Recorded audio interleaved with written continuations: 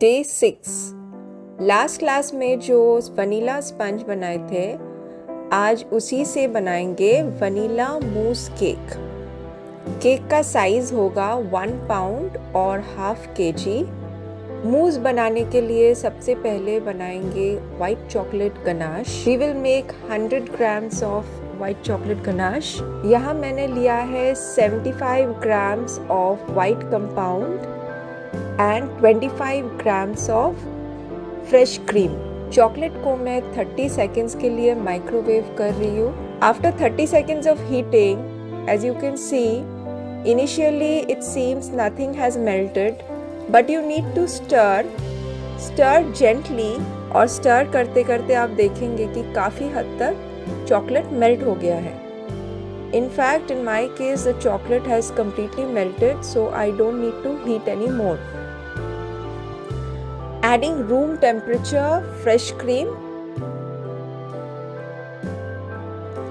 Now using a spatula, mix very gently till both get mixed very well. आपको धीरे धीरे ही mix करना है क्योंकि चॉकलेट इज ऑयल बेस्ड, और आप विगरसली मिक्स करोगे तो there can be oil separation.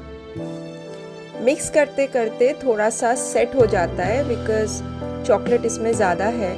So I am going to heat just for another 10 seconds। फिर से एक बार उसको अच्छा से स्टर करके मिक्स कर रही हूँ and then finally it is always a good practice to strain it. तो आपको एक छन्नी लेना है जिसमें पोर्स थोड़ा सा बड़ा है एंड यू स्ट्रेन इट। तो एक फाइनल सा मिक्स भी हो जाता है और कोई अगर लम्प्स में रहता है तो वो रिमूव हो जाता है। After that the ganache has to set. तो अगर आपके पास टाइम है तो you can set at room temperature, otherwise you can set in the fridge. In both cases आपको गनाश को कवर करके रखना है। The next thing you will need is whipped cream.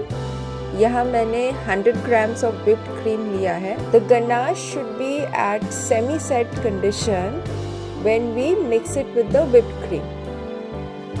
तो एक पेस्ट जैसा consistency होना चाहिए गनाश की। At that stage, we can mix it with the whipped cream. So mixing the ganache with the whipped cream. Now it is better to mix using a spatula क्योंकि cream का जो fluffiness है वो retain होता है। But at all if you want to use a beater, then initially आपको थोड़ा सा spatula से mix करना है। उसके बाद use the beater at low to medium speed just for about 5 to 10 seconds. Once done, use it immediately or keep it in the refrigerator. If you're keeping in the refrigerator, आपको cover करके थोड़ा सा डोम को काट लेंगे। Now your sponge should be approx 250 to 270 grams. तो डोम जहाँ पे end हो रहा है, that is where you're going to cut the first layer. उससे क्या होगा? You will have some space after that, जिसके बीच में से आपको नेक्स्ट कटिंग करना है।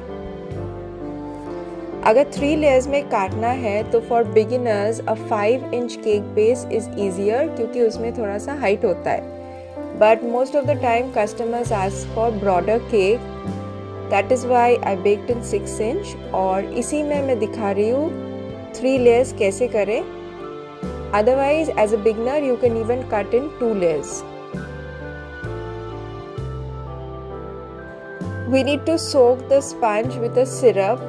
Now generally I use sugar syrup, but mousse बहुत ज़्यादा मीठा होता है, so for this cake I am using only plain water.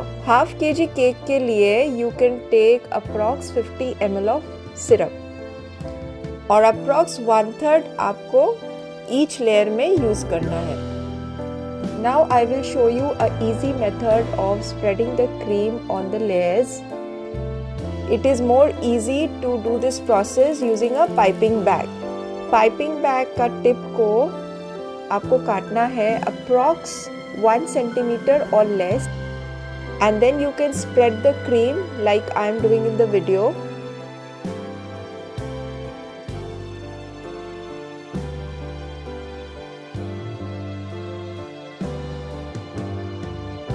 After this, take a palette knife and just smoothen the top. In the layers, you can either add white choco chips or you can leave it as it is. Now मैं इसमें जो add कर रही हूँ, it is not part of the flavor. मैं add कर रही हूँ dried blueberry and blackcurrant. This will add a certain contrast to the flavor and balance the sweetness, and also add a little crunch that will give a good mouthfeel. So ये entirely optional है. As the next layer, we will use the top layer of the sponge. Slightly press the center, not the sides. So you need to place this layer upside down ताकि डोम नीचे रहे. After this, सबसे पहले side में जो gap create हुआ है उसको फिल करना है. For that, take the piping bag and fill the gap. Now repeat the step of soaking the sponge and spreading cream in the layer.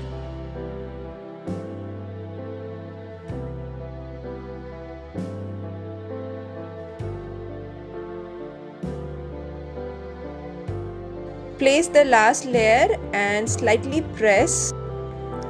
Use the remaining syrup to soak this layer. इसके बाद cake को क्रम coating करना है. क्रम coating मतलब पूरा cake को आपको कवर करना है with a very thin coating of cream.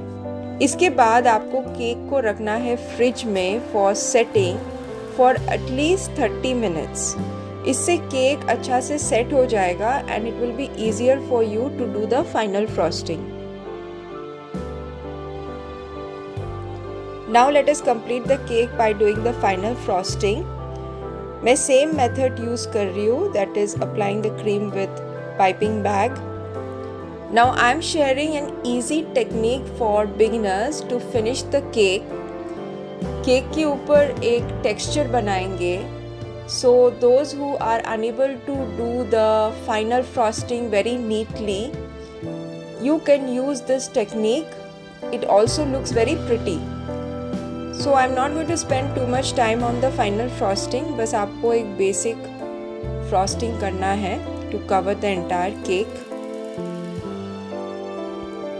अभी आपको थोड़ा सा foil लेना है, उसको crush करना है. But make sure it doesn't have sharp edges, otherwise it will create dent on the cream. तो आपको क्रश करना है लेकिन जो सरफेस है वो kind of flat होना चाहिए.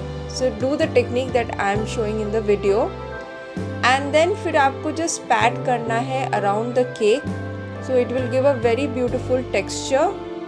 और आपका कोई imperfection रहता है तो वो भी cover up हो जाता है.